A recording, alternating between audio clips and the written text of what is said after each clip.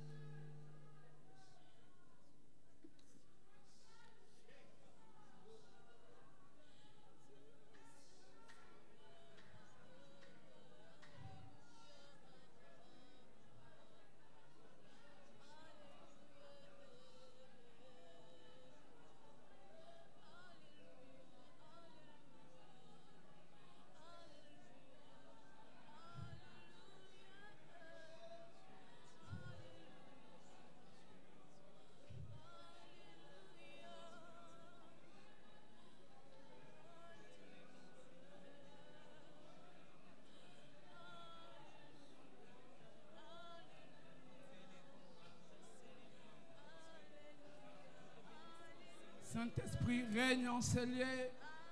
Glorifie Jésus. Glorifie Jésus. Merci. Merci Seigneur. Alléluia. Est-ce que nous pouvons acclamer le Seigneur?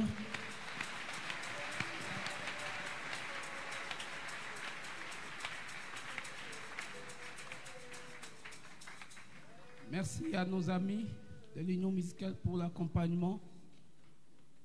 Je voudrais profiter de ce temps et dire grand merci à notre papa, le pasteur Israël Sembe, qui nous a fait cette conscience d'apporter, partager la parole de Dieu avec le peuple de Dieu.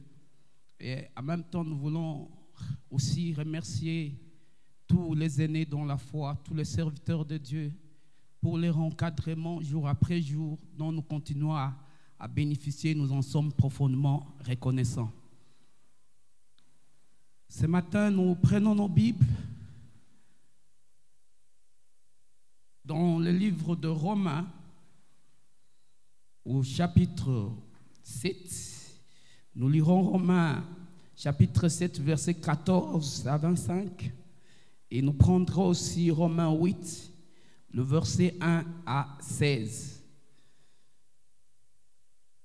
Romains, je disais, chapitre 7, verset 14 à 25, et chapitre 8, le verset 1er jusqu'au 16e verset. Nous savons en effet que la loi est spirituelle, mais moi je suis charnel, vendu au péché, car je ne sais pas ce que je fais, et je ne fais point ce que je veux, et je fais ce que je hais. Or, si je fais ce que je ne veux pas, je reconnais par là que la loi est bonne. Et maintenant, ce n'est plus moi qui le fais, c'est le péché qui habite en moi. Ce qui est bon, je le sais, n'habite pas en moi, c'est-à-dire dans ma chair. J'ai la volonté, mais non le pouvoir de faire. J'ai la volonté, mais non le pouvoir de faire le bien. Car je ne fais pas le bien que je fais, que je veux, et je fais le mal que je ne veux pas. Et si je fais ce que je ne veux pas, ce n'est plus moi qui le fais, c'est le péché qui habite en moi. Je trouve donc en moi cette loi. Quand je veux faire le bien, le mal est attaché à moi. Car je prends plaisir à la loi de Dieu selon l'homme intérieur. Mais je vois dans mes membres une autre loi qui lutte contre la loi de mon entendement et qui me rend captif de la loi du péché qui est dans mes membres. Misérable que je suis, qui me délivrera du corps de cette mort? Grâce soit rendue à Dieu par Jésus-Christ notre Seigneur. Ainsi donc, moi-même je suis par l'attendement esclave de la loi de Dieu, et je suis par la chair esclave de la loi du péché. Chapitre 8. Il n'y a donc maintenant aucune condamnation pour ceux qui sont en Jésus-Christ. En effet, la loi de l'esprit de vie en Jésus-Christ m'a affranchi de la loi du péché et de la mort. Car chose est possible à la loi, parce que la chair la rendait sans force. Dieu a condamné le péché dans la chair, en envoyant à cause du péché son propre Fils dans une chair semblable à celle du péché. Et c'est là afin que la justice de la loi fût accomplie à nous qui marchons, non selon la chair, mais selon l'esprit. C'est en effet qui vivent selon la chair s'affectionnent aux choses de la chair, tandis que ceux qui vivent selon l'esprit s'affectionnent aux choses de l'esprit. Et l'affection de la chair, c'est la mort, tandis que l'affection de l'esprit, c'est la vie et la paix. Car l'affection de la chair est inimitié contre Dieu, parce qu'on ne se soumet pas à la loi de Dieu et qu'on ne le peut même pas. Or, ceux qui vivent selon la chair ne sauraient pleurer à Dieu. Pour vous, vous ne vivez pas selon la chair, mais selon l'esprit, si du moins l'esprit de Dieu habite en vous.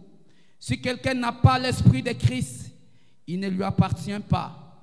Et si Christ est en vous, le corps, il est vrai, est mort à cause du péché, mais l'esprit est vie à cause de la justice. Et si l'esprit de celui qui a ressuscité Jésus-Christ, qui a ressuscité Jésus d'entre les morts habite en vous, celui qui a ressuscité Christ d'entre les morts rendra aussi la vie à vos corps mortels par son esprit qui habite en vous. Ainsi donc, frères, nous ne sommes pas redevables à la chair pour vivre selon la chair.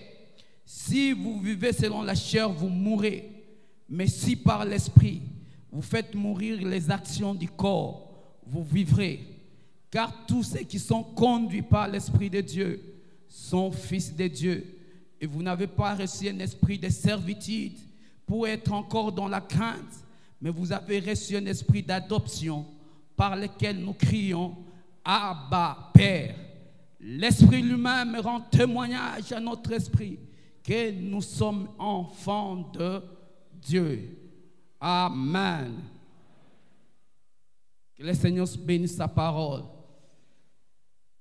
Depuis quelques semaines ou quelques temps, le pasteur avait parlé d'un sujet qu'il a intitulé le combat de l'affranchissement.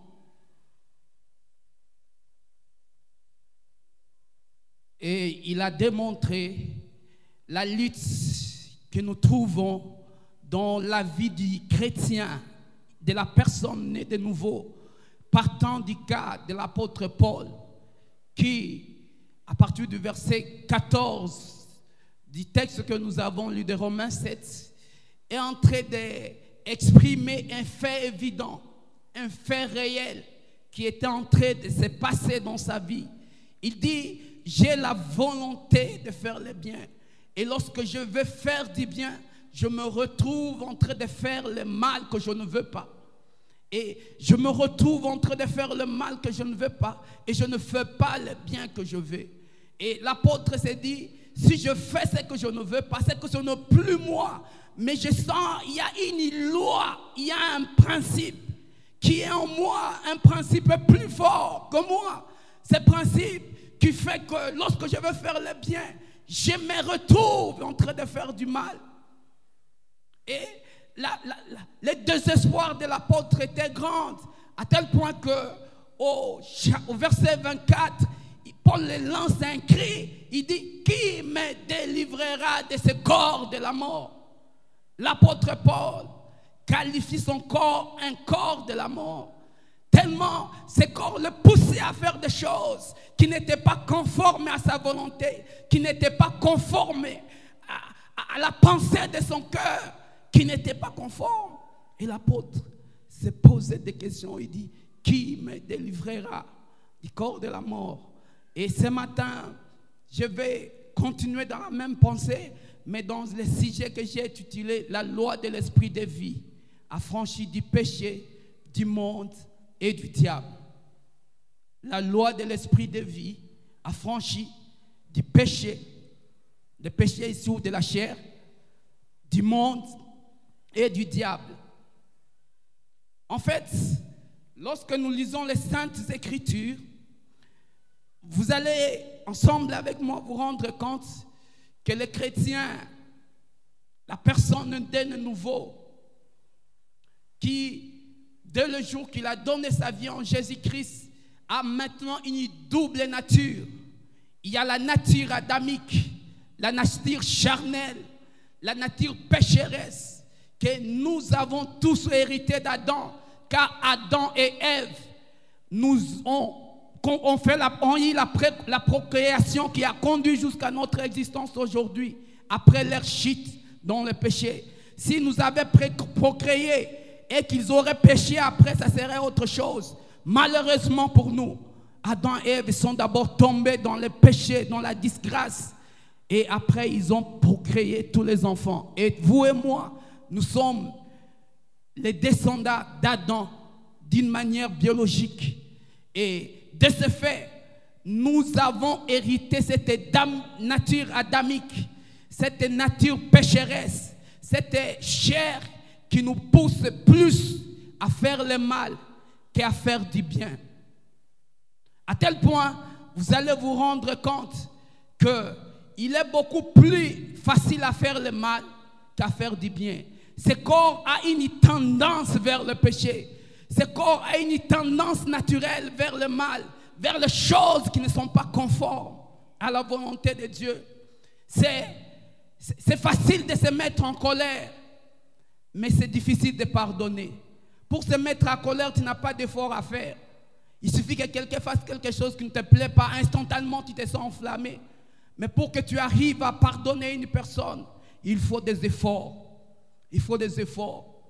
Et cette nature, on le constate même dans la vie de nos enfants. Un enfant qui n'a que 2 ans, mais qui prend quelque chose. Et lorsque vous venez demander qui a touché, pas moi.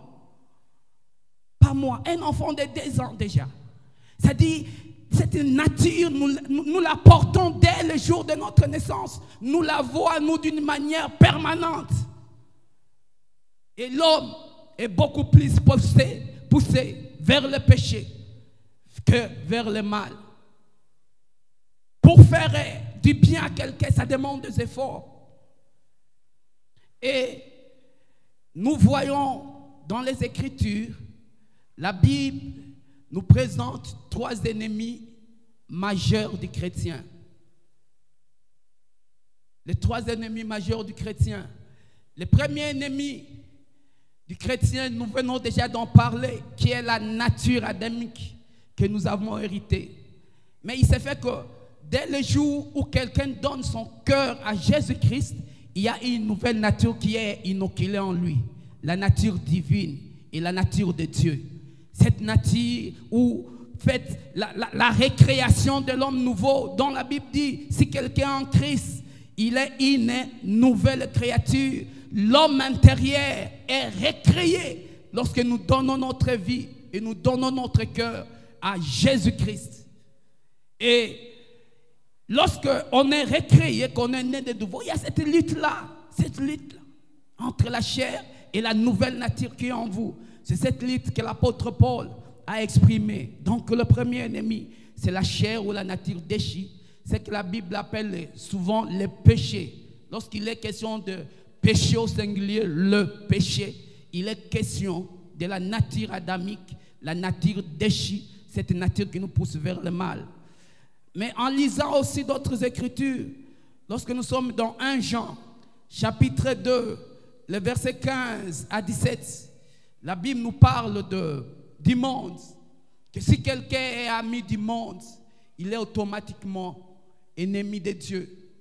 Si quelqu'un s'attache au monde, il est automatiquement ennemi de Dieu. Il dit, n'aimez point le monde, ni les choses qui sont dans le monde. Si quelqu'un aime le monde, l'amour du Père n'est pas à lui.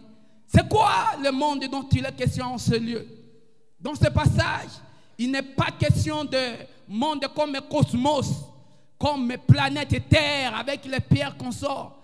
Mais il est question du monde comme le système de vie non conforme à la volonté de Dieu. le système de voir les choses, la manière de vivre, la manière d'agir, la manière dont ce monde de principes qu'ils sont en train d'organiser, qu'ils mettent en place, dont les gens se soumettent. Mais ce sont ces principes non conformes à la volonté et à la pensée de Dieu. Et c'est cela le monde. Et l'apôtre Jean nous écrit dans cette épître, il dit, si quelqu'un aime le monde, c'est que l'amour de Dieu n'est pas en lui. Frères et sœurs, combien de choses aujourd'hui le monde ne nous propose pas. Aujourd'hui tout le monde au Congo parle de la corruption. Quel fléau, quelle honte. Les plus grandes autorités qui sont censées diriger la nation, mais ils sont plongés dans la corruption. On sait, c'est devenu un système. Pour accéder à un poste clé, il faut corrompre. Pour avoir quelque chose d'important, ce n'est plus la compétence qui est privilégiée, mais il y a un système mondain auquel même les enfants de Dieu mordent la maison. Que dire des étudiants à l'université? Aujourd'hui, la corruption, la tricherie devient une chose normale. Tricherie. J'étais estomaqué un jour. J'ai donné la formation dans la classe de baptême il y a quelques semaines. Lorsque je parlais de la tricherie, et la majorité des frères qui apprennent dans cette classe, ce sont les ils ont dit mon pasteur, la tricherie n'est pas un péché. J'avais des frissons dans mon corps. Et ils discutaient, ils étaient catégoriques, ils disent non frère, la tricherie n'est pas un péché, c'est une manière de s'aider. J'ai dit, nous sommes dans quel monde? Et là, ce sont des gens qui viennent à l'église qui se disent chrétiens. Et si nous, église, nous pouvons dire ces choses, que dire du monde? Ce système, combien à l'université, là, on dit souvent, surtout ceux qui vont home, combien se laissent à des choses horribles qu'on ne peut pas nommer cette chair. On vous dit non, comprenez, nous sommes déjà des grands garçons, nous sommes déjà des grandes filles, nous sommes à l'université, nous ne sommes plus des enfants. Et il y a des gens qui vous disent non, c'est normal, il faut comprendre. Alors que ce sont des principes, ce sont des choses non conformes à la volonté de Dieu. Et il y a aujourd'hui les enfants de Dieu. La corruption dans l'église même. Qu'apprenons-nous pas lorsqu'il y a élection des assemblées, même au niveau de l'église? Ou l'église qui devait être la lumière du monde, le sel de la terre, qui devait arrêter la corruption. Car le rôle du sel, c'est d'arrêter, de freiner la corruption. Mais si la corruption commence par l'église, que dire alors du monde? Que dire du pays? À combien plus forte raison, les mots que nous sommes en train de décrier dans notre nation, de condamner, ne sont que la manifestation de ce qui se passe dans l'église du Seigneur. Comment voulez-vous avoir des politiciens qui vivent la crainte de Dieu, qui ne corrompent pas, alors qu'il y a des pasteurs corrompteurs et des pasteurs corrompus? L'église n'est-il pas ce village placé au sommet de la montagne? Cette ville qui ne peut être cachée. Et si la mort est entrée dans l'église, comment la nation peut-elle être épargnée? Le système, et on trouve cela normal. Que c'est normal la corruption. Moi j'étais locataire, je n'ai pas d'argent, on me propose 50 000, ça peut m'aider à me taper une parcelle à laisser aux enfants, au lieu que je laisse mes enfants locataires, donc je peux mordre la maison. Ça c'est le monde. C'est ce que la Bible appelle le monde. Et l'apôtre Jean nous dit, si quelqu'un aime le monde, l'amour du Père n'est pas à lui. Laisse-moi te dire ce matin, frères et sœurs, tu ne peux pas aimer Dieu et le monde à la fois. L'amour du Dieu et l'amour du monde sont opposés.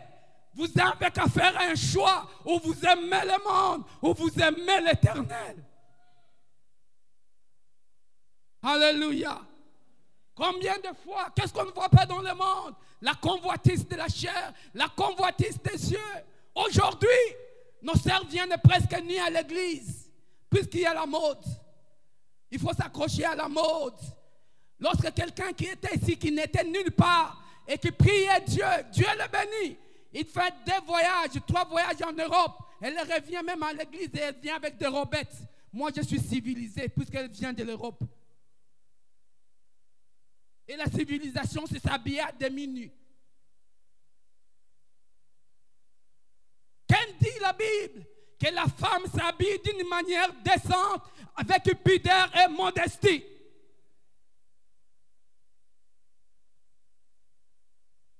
Combien de femmes ne viennent pas des poitrines exposées à l'église puisqu'il y a une mode nastro? Combien? Combien de chipettes, des mini-robes, des robes et tricots, des chipettes qui montent à tout moment, il faut commencer à tirer comme si elle va s'allonger.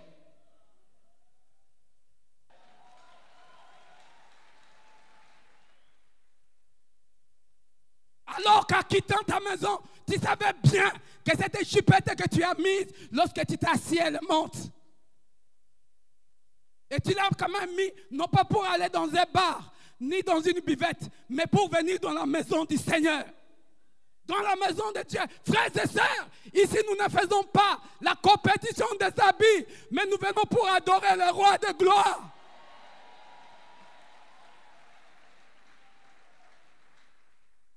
Si le monde peut tolérer ces choses, mais pas l'église du Seigneur. Quelques semaines passées, une semaine je crois, je passais du côté de l'ISC et j'ai vu une banderole. À l'université, on n'entre pas avec les pantalons katafumba, on n'entre pas avec les mini-jeeps, on n'entre pas avec les donnies, on n'entre pas avec les cinglés. À l'université, à l'ISC, ça m'a intéressé, je me suis arrêté, j'ai dit, oh, si à l'université on peut refuser les katafumba, mais comment toi tu mets ton katafumba pour venir à l'église?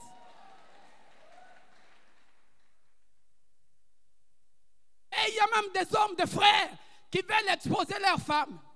Il y a plein de femmes qui disent non. Je connaissais une sœur qui s'habillait toujours décemment depuis qu'elle a eu un fiancé. À combien elle a mini? J'ai parlé à cette sœur, elle a dit papa, l'ingaka bongo.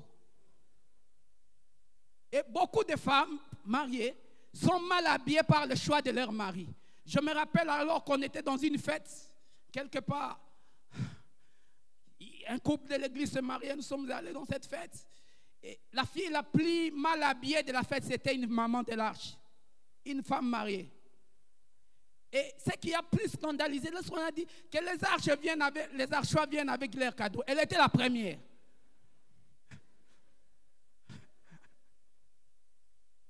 Certains frères qui étaient là étaient choqués. Ils ont approché certaines sœurs, appelé la sœur, parlé avec elle. Lorsque les sœurs ont approché la sœur, elle a dit, nous avons so mobile na alinga boy nani mobile na yo awa ke no la ta rango sala rango de filer na miso mobile na yo na awa na mobile na yo. Ici nous venons dans l'église du Seigneur.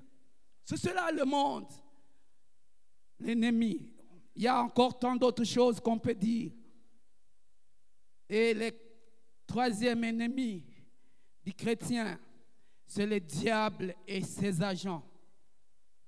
Les diables et ses agents. L'apôtre Paul, dans Ephésiens 6:12, nous parle des esprits méchants dans les lieux célestes. Et Apocalypse 12:12 dit malheur à la terre, car le diable est descendu sur vous et il y a une ardente colère. Au verset 17 d'Apocalypse 12, la Bible ajoute, il va faire la guerre aux ceux qui gardent les commandements de Dieu et qui ont le témoignage de Jésus-Christ. Les diables et ses agents sont des ennemis du chrétien. Ils font tout pour épier notre liberté, pour nous oppresser, pour nous maintenir dans des conditions misérables, afin de jeter l'opprobre sur notre Dieu, afin de dire depuis au bandar au Sambela, Moussale Yakate, depuis que tu as commencé à prier, tu n'as pas d'enfant. Depuis que tu as commencé à prier, il n'y a rien qui avance pour jeter l'opprobre sur notre Dieu. Je me rappelle ce roi païen qui un jour est venu attaquer le peuple d'Israël, les habitants de Galade, je crois. On trouve l'histoire dans 1 Samuel chapitre 11. Et il dit, venez, nous allons faire la guerre. Seigneur dit, non, est-ce que tu ne peux pas faire alliance de paix avec nous? Il dit, oui, si vous voulez que je fasse alliance de paix avec vous, il faut que je vous crève tous l'œil droit. Et comme ça, je vais imprimer l'opprobre sur tout Israël. C'est ça la stratégie de l'ennemi. Il nous oppresse, il nous attaque de tous côtés afin de nous maintenir dans des conditions où il peut faire douter notre foi. Il vient murmurer à nos oreilles. Tu dis, Dieu t'aime, Dieu te chérit, Dieu est le Tout-Puissant. Mais pourquoi tu demeures dans cette condition? Tu demeures dans cette condition, dans la misère, dans le chômage, dans le célibat, alors que l'âge avance. Mais les frères ne viennent pas. Alors que l'âge avance, toutes les sœurs dont tu demandes la main, n'acceptent pas. Ce problème n'est pas seulement un flot de sœurs, mais c'est aussi un flot de frères. Et les diables et ses agents sont réellement les ennemis du chrétien. Alléluia. Mais de ces trois ennemis que nous avons vus, quel est l'ennemi le plus dangereux ou le plus grand ennemi? Le plus grand ennemi de tous ces trois, c'est la chair. Ce n'est pas le diable. Le plus grand ennemi, ce n'est pas le diable, mais c'est la chair. Puisque le diable, vous pouvez le chasser. La Bible dit, je vous ai donné le pouvoir de marcher sur les serpents, les scorpions et sur toute la puissance de l'ennemi. Et rien ne pourra vous nuire. Ça, c'est le diable. Vous pouvez marcher sur les puissances du ténèbre. Vous pouvez chasser le démon. Vous pouvez chasser le diable. Mais comment allez-vous chasser votre propre chair? La chair est l'ennemi le plus permanent. Car vous l'avez avec lui, avec vous 24 sur 24. Vous dormez avec la chair. Vous vous réveillez avec la chair. Partout où vous allez, vous avez votre propre chair. Et généralement, même lorsque le diable veut agir dans une vie ou attaquer un enfant de Dieu, la première chose qu'il fait, c'est de coopérer avec la chair. Il arrive et tu viens du travail, tu es à la maison, tu veux prier. Le diable dit à la chair, dis-lui que s'il est fatigué, qu'il se repose, il va prier demain. Je suis fatigué, je me repose, je vais prier même. Je me rappelle une histoire qu'un bien-aimé m'avait racontée. Un groupe de mamans d'une église qui sont entrés en retraite et le diable était déterminé à les envoûter. Ils sont arrivés vers 19h, ils ont dit, bon, qu'on se repose un peu jusqu'à vers 22h, nous allons nous réveiller pour commencer la prière, la retraite. Frère, ces mamans se sont endormies de 19h. La première qui s'est réveillée à 6h du matin.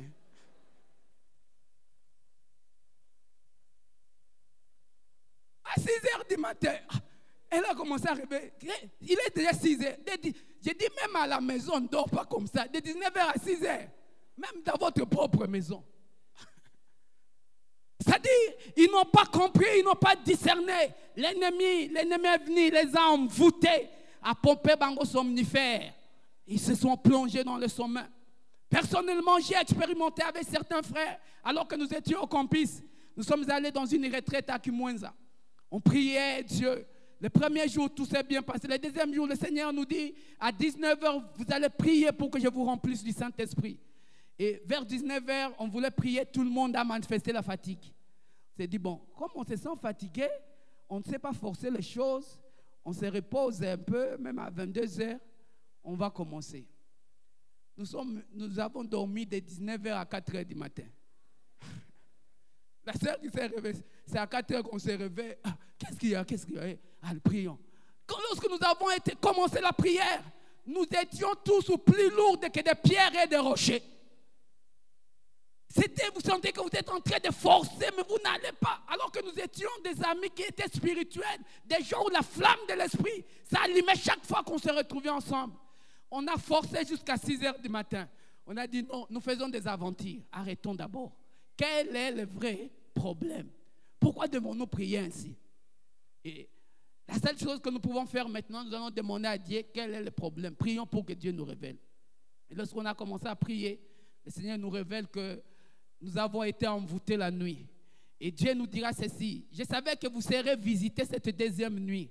C'est ainsi que j'ai demandé que vous puissiez prier à 19h pour que je puisse vous remplir de l'Esprit de Dieu. Car l'Esprit de Dieu devait servir de couverture.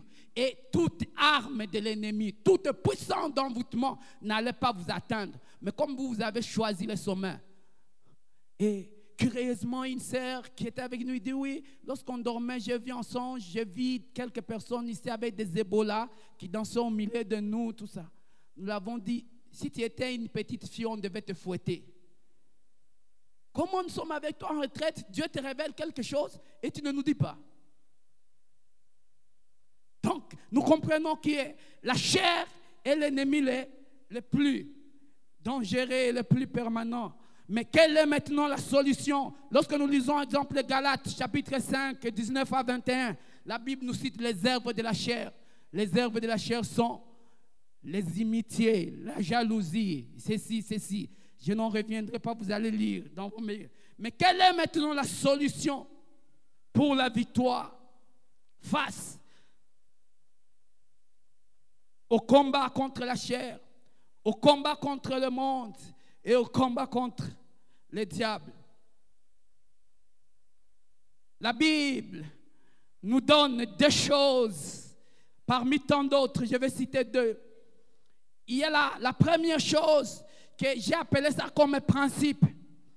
Car l'apôtre Paul, dans Romains 7, au verset 25, après s'être lamenté sur sa situation, il arrive au verset 25, il crie. C'est comme si on a dit: Paul, l'Esprit lui a dit: Paul, arrête de te lamenter, je vais te souffler quelque chose. Et Paul arrive au verset 25, après avoir dit au verset 24 que misérable que je suis, qui me délivrera de ce corps de la mort. Paul crie: mais gloire soit rendue à Dieu par Jésus-Christ. L'apôtre Paul a compris que par la foi en Jésus-Christ, il est possible de vaincre le monde, il est possible de vaincre la chair, il est possible de vaincre les diables et ses agents. Mais je vais dire ceci: la foi en Jésus-Christ est le principe de notre victoire. Lorsque quelqu'un donne sa vie en Jésus, il y a la sémence de la victoire qui est inoculée en lui. Il y a une sémence de la victoire qui est greffée en vous. Il y a une sémence de la victoire qui est en vous. Il y a une nouvelle créature. Il y a l'homme intérieur qui est déjà là, qui est déjà en place dès le jour où vous donnez votre vie en Jésus-Christ. Et l'homme intérieur, si vous prenez soin de l'homme intérieur, si vous le nourrissez suffisamment, si vous l'entretenez suffisamment et que l'homme intérieur grandit, il est possible que vous puissiez marcher dans la victoire. L'apôtre dit, ça c'est la première chose, le principe de la victoire sur la chair. Le principe. C'est ainsi que dans chapitre 8, le verset 2e, l'apôtre Paul dit ceci.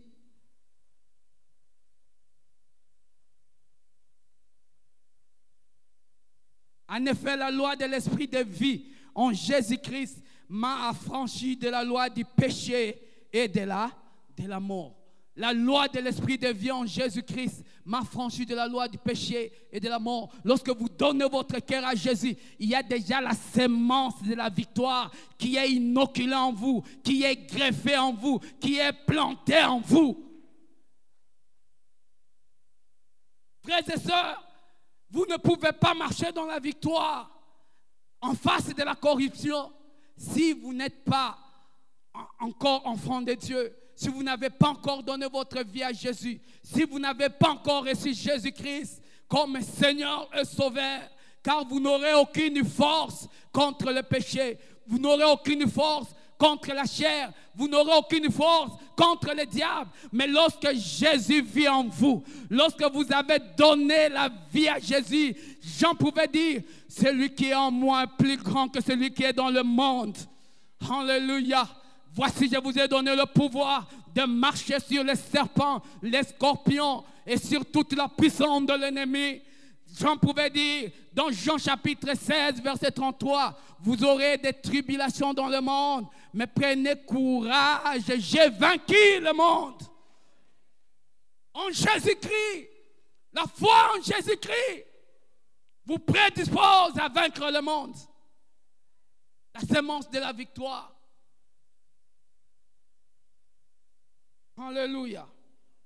Mais en dehors du principe, il y a la deuxième chose que j'ai appelée la condition.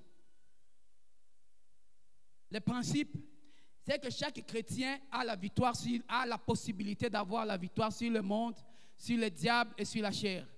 Ça, c'est le principe. Mais en dehors du principe, il y a la condition qui vous permet de matérialiser le principe pour que ce principe-là devienne une expérience de votre vie. Car il ne suffit pas d'avoir un principe et de le déclarer. Nous avons la victoire, nous avons de la victoire. Mais dans la réalité, vivre dans la défaite d'une manière permanente et d'une manière continue. C'est ainsi qu'en deuxième position, il y a la condition. Dans Romains 8, le deuxième verset que nous venons nous lire, nous livre.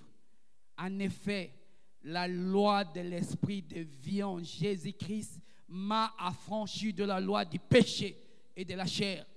Laisse-moi te dire, frère, il n'y a que la plénitude, les revêtements et la marche selon l'esprit peuvent vous aider à matérialiser la victoire que Christ nous a acquise à la croix.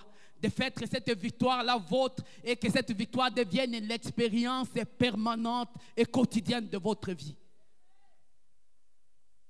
Sans la plénitude du Saint-Esprit, jamais vous ne pouvez vaincre le monde.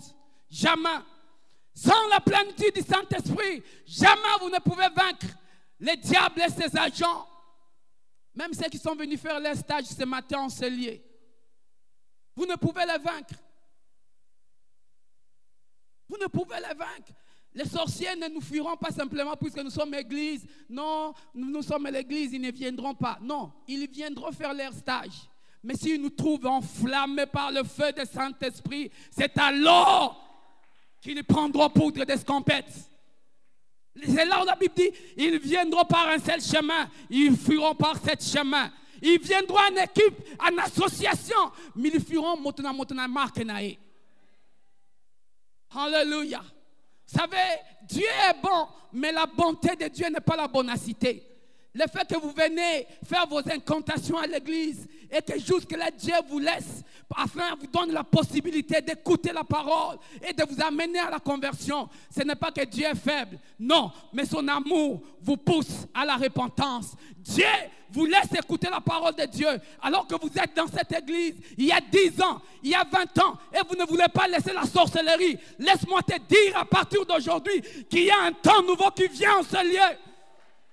Alléluia. Il y a des jours qui viennent où tu viendras en ce lieu, tu feras la diarrhée dans la salle. Je le déclare. Alléluia. Tu vas être collé sur ta chaise. Tu ne pourras plus te lever. Et les gens te... Ça, je te l'ai dit. Il y a un temps pour toutes choses. Il y a un temps pour la patience. Il y a un temps pour pardonner. Mais il y a un temps aussi pour juger. Il y a un temps pour condamner. Et il y a un temps pour exercer le jugement de Dieu. Alléluia. C'est l'église du Seigneur. Et c'est lorsque nous sommes remplis de l'Esprit de Dieu que nous pouvons résister au monde. Frère, quelqu'un qui n'est pas rempli du Saint-Esprit, si on lui propose de $100,000, comment peut-il refuser? Azen est locataire, il est locataire. Hein? Vous comprenez, nous les locataires.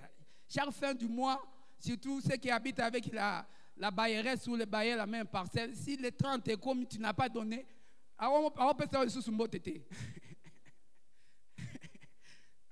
Bien, la salutation devient compliquée. Et on vous présente $100,000, prends les $50,000 ici, vote-moi. Si tu n'es pas rempli du Saint-Esprit, tu vas prendre. Même si tu parles la langue. Tu vas prendre. puisque tu n'auras pas de force. Mais l'Esprit de Dieu peut t'amener à prendre conscience que ton Dieu est plus que les $100, que l'éternité vaut plus que $100,000, que le ciel vaut mieux que tout l'argent du monde. Il n'y a que l'Esprit de Dieu qui peut nous rendre, qui peut nous donner cette capacité. Comment une jeune fille peut-elle accepter de porter de longues robes alors que tous les collègues, les amis portent des tricots au-dessus des genoux? Elle sera comme une soeur qui me disait, oui papa, namonio, olingi boko misanga koko. Nadara biloko milai boy, on dirait koko mo boy. Donc pour être jeune, il faut que la robe monte un peu. Mais lorsque tu es rempli de l'Esprit de Dieu, tu t'habilles d'une robe bête. Tu vas sortir l'Esprit que Dieu murmure dans ton cœur. Ton corps est le temple du Saint-Esprit. Ton corps n'est pas une marchandise à exposer, mais ton corps est le temple du Saint-Esprit. C'est alors que tu pourras marcher à contre-courant. Comment un étudiant peut-il résister à la tricherie alors qu'il est dans un examen où sur 10 questions, il ne connaît que 2? 8 questions, il n'a pas de réponse. Et qu'il voit les amis à côté en train de faire les girafes, en train de cartouches, en train de circuler. Tu peux résister le premier examen. Le deuxième examen, Pépé la tire. Tu résistes. Le troisième examen, si tu n'es pas rempli de l'Esprit de Dieu, tu vas tricher. Mais lorsqu'on est rempli de l'Esprit de Dieu, on peut dire diplôme ou pas diplôme, moi je vais le ciel. Mariage ou pas mariage, moi je vais le ciel. Voiture ou pas voiture, je veux le ciel. Maison ou pas maison, je veux le ciel. Car un homme rempli du Saint-Esprit, les priorités sont différentes qu'un homme charnel. Un homme charnel, toutes ses priorités, c'est sur la terre. Je veux maison, je veux voiture, je veux enfant, je veux ceci, je veux ceci. Mais un homme spirituel, son plus grand bien, c'est Jésus-Christ. Sa plus grande richesse, c'est Jésus-Christ. C'est ainsi, Hébreux 11 pouvait nous dire que Moïse a regardé l'opprobre de Christ comme plus grande que toutes les richesses de l'Égypte. Il a regardé la honte de Christ comme plus grande. Comment quelqu'un peut voir une honte comme plus grande? Comment une jeune fille peut dire non, je ne sortirai pas avec cet homme malgré son argent. Moi, je veux me garder. Mon corps est le temple du Saint-Esprit. Alors que dans la maison, on lui dit déjà, depuis bando sambe la tozo monate, talabaninga nyos babali, yoga kaso mubala ye, oh, n'a pas sans autre. Vas-y! Cet homme a une jeep, il a déjà une maison, il a un bon travail. Mais lorsque la fille est remplie de l'Esprit de Dieu, elle peut dire, mariage ou pas mariage, je vais adorer mon Dieu, je vais honorer mon Seigneur. Et il n'y a que la plénitude du Saint-Esprit qui peut vous amener à ces choses. Frères et sœurs, comment pouvons-nous faire face aux petits sorciers de nos familles qui bloquent les familles? Il y a des familles où il n'y a personne qui évolue. Tous sont en train de tourner en rond. Aucune fille ne se marie normalement. Aucun homme. Les filles sont engrossées, les hommes engrossent. Puisqu'il y a une coalition de petits sorciers de la famille, des stagiaires sorciers qui sont là, qui sont en train d'oppresser la famille. Alors que Dieu t'a fait grâce, que tu as connu le Seigneur, que tu vis dans cette maison, tu viens à l'église. Mais comment vas-tu faire face si tu n'es pas rempli de l'Esprit de Dieu, si tu n'es pas revêtu de sa puissance, si tu n'es... Oh! Alléluia! Jésus pouvait dire, l'Esprit du Seigneur est sur moi. Il m'a envoyé pour proclamer la liberté aux captifs. Il m'a envoyé pour proclamer la délivrance aux opprimés. Ah, la Bible pouvait ajouter dans Actes, chapitre 10, le verset 38.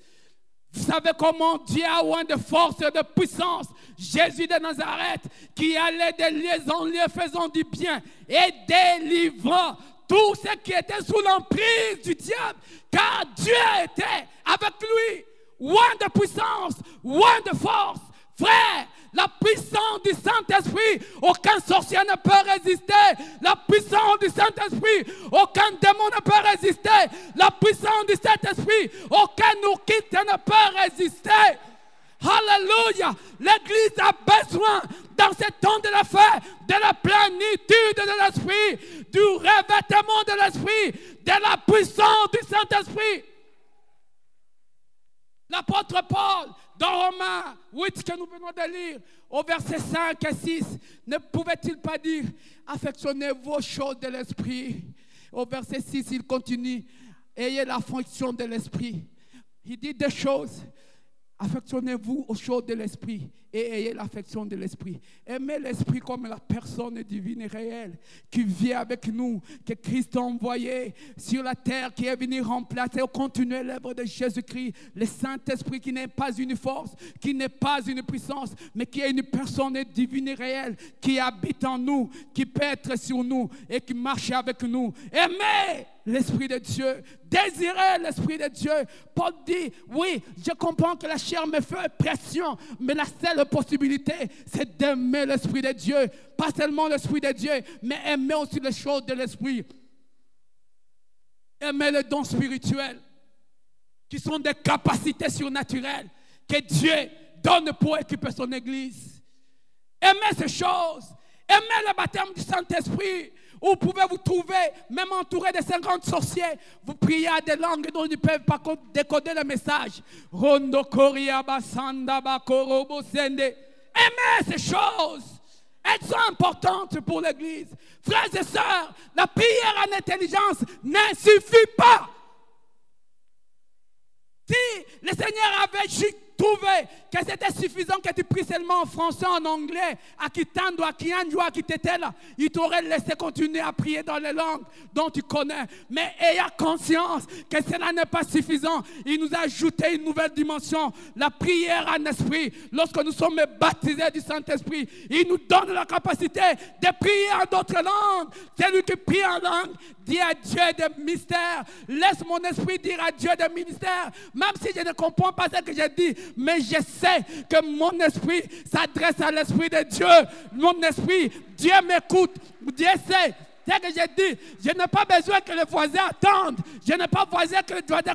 Mais moi, je vais m'adresser au Dieu de tout esprit, au Dieu de toute chair. Il m'écoute bien. Je vais adorer le Dieu à d'autres langues. Je vais intercéder à d'autres langues. Il y en a qui pensent qu'ils sont civilisés puisqu'ils prient seulement en intelligence. Oui, Seigneur, tu sais, tu connais toutes choses, mais ils pensent que c'est le français qui va faire fuir le diable. Ou la locution. Vous savez, les démons. Non. Nous avons besoin des hommes et des femmes de feu. Alléluia. Des hommes et des femmes remplis de l'Esprit de Dieu. Qui peuvent s'élever. Même un enfant qui est malade à la maison, il s'élève, il impose la main. Rondo Koria Basanga, Robo Santa Rebe Kente Bebe, Renayama Korobo Shende, Reba Sondobo. Hey! Alléluia! Frères et sœurs, je termine. Jésus était conscient que dans les derniers jours, l'Église passerait des moments difficiles. À cause du déferlement des puissants des ténèbres sans précédent. Dans 2 Timothée chapitre 3, la Bible nous dit dans les derniers jours, il y aura des temps difficiles, car les hommes seront égoïstes, il y aura ceci, les hommes seront pharaons, les hommes aimeront le plaisir plus que Dieu. En fait, ces choses qui sont décrites dans ce passage ne sont que la manifestation des puissances démoniaques qui sont en train de déferler, qui mettent la rébellion dans le cœur des enfants, où les enfants ne respectent plus leurs parents. Mais Dieu, notre Dieu, n'est pas resté indifférent. Lui aussi, il a prévu une solution. Il a dit dans sa parole, dans les derniers jours, je répandrai de mon esprit sur toutes les chairs. Vos fils et vos filles prophétiseront. Vos jeunes gens auront des visions. Vos veillards auront des songes. Oui, sur mes serviteurs et sur mes servantes, je répandrai de mon esprit et ils prophétiseront. Oui, le Seigneur a promis une génération prophétique dans les derniers jours. Une génération qui est remplie de l'Esprit de Dieu. Une génération remplie de la puissance de Dieu. Peu importe votre âge, il a parlé d'enfants, il a parlé de jeunes, il a parlé de veillards. Peu importe, l'onction n'est pas l'affaire des jeunes. Comme j'attends souvent, beaucoup de papas, laisse-moi te dire que l'onction, la présence, la puissance de Dieu te concerne. Car toute personne qui n'est pas couverte par la puissance de Dieu est exposé à la puissance de l'ennemi. Mais lorsque l'Esprit de Dieu vous remplit, comme le dit Ésaïe 59, 19, lorsque l'ennemi viendra comme un fleuve, l'Esprit de l'Éternel le mettra en déroute. L'Esprit de l'Éternel le mettra en déroute. Lorsqu'une oppression de sorcier viendra, la Bible me dit, d'Ésaïe 27, verset 10, l'onction brise le joug. Oui, son fardeau sera ôté de dessous toi. Oui, son fardeau sera ôté, car l'onction fera écraser le joug. Nous avons besoin de ces choses. 3 choses. 3 conseils. Pour terminer, l'apôtre Paul nous conseille d'aimer les choses de l'esprit, de nous affectionner aux choses de l'esprit. C'est la clé de la victoire. Frère, le problème n'est pas de s'attarder sur les problèmes. Permettez la tautologie. Mais il faut s'attarder sur la solution. Que ce soit les démons, que ce soit la chair, que ce soit le monde, la solution pour le vaincre, c'est le Saint-Esprit, sa puissance et son revêtement, sa plénitude. Donc, il n'est question de s'attarder, non, c'est quel type de démon qui agit là-bas. Il y a des églises où on enseigne les noms de toutes les catégories de démons. Non, non, non, non, non, non, non. Nous n'avons pas besoin de connaître quel démon qui agit. J'ai besoin d'être revêtu de la puissance. Que je connaisse ton nom ou pas, je te dis, sors! Tu y obéis. Alléluia. Et la Bible nous dit, c'est qu'il faut, dans Jean chapitre 7, à partir du verset 36 à 39, les derniers jours, les grands jours de la fête, Jésus se leva et dit, si quelqu'un a soif, qu'il vienne à moi et qu'il boive, car l'eau que je lui donnerai deviendront des sources d'eau qui couleront dans ses seins. Et il dit, c'est là de l'Esprit qui devait recevoir ceux qui croyaient en lui. Et pour terminer, dans Luc chapitre 11, à partir du verset 9 jusqu'au verset 13, la Bible dit, demandez et vous recevrez. Cherchez et vous trouverez. Frappez et on vous ouvrira. Car quiconque frappe, on l'ouvre. Quiconque demande, on lui donne. Quiconque cherche, trouve. Si vos parents mauvais qu'ils sont ne peuvent pas donner un scorpion lorsqu'on lui demande un nez, s'ils ne peuvent pas donner une pierre lorsqu'on lui demande un pain, s'ils ne peuvent pas donner à leur enfant un serpent lorsqu'ils demandent le poisson, à combien plus forte raison le Père Céleste ne donnera-t-il pas son esprit à ceux qui le lui demandent? Est-ce qu'il y a quelqu'un qui a soif de l'esprit ce matin? Est-ce qu'il y a quelqu'un qui est prêt à demander à Dieu l'esprit?